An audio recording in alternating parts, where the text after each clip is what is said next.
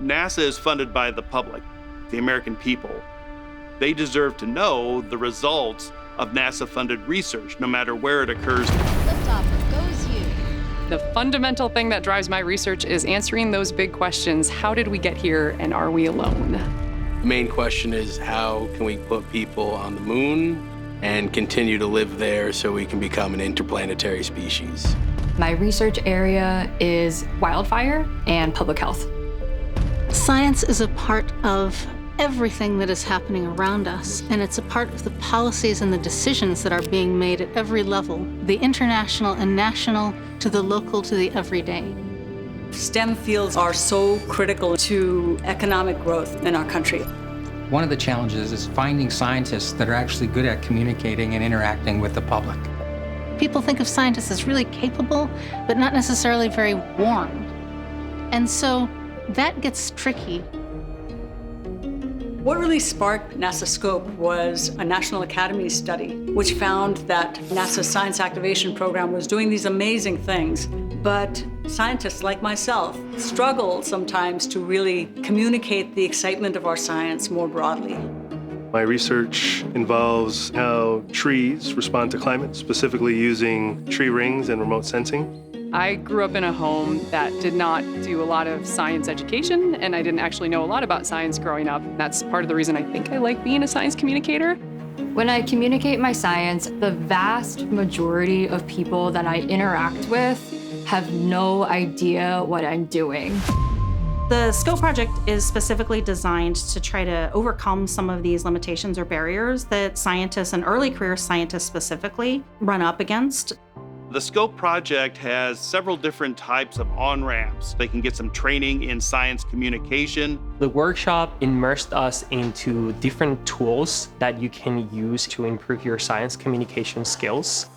We've learned a lot in the workshops, but also from being able to go and experience the real results of the science at the conferences. I got a really great crash course on a lot of different science communication topics, and then got to meet a lot of the people that I had read about in the different SciAc teams.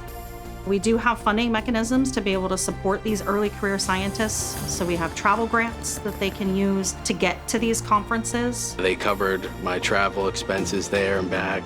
It's the first time that I'm able to attend in person thanks to the AGU affiliate program, because otherwise I wouldn't be here.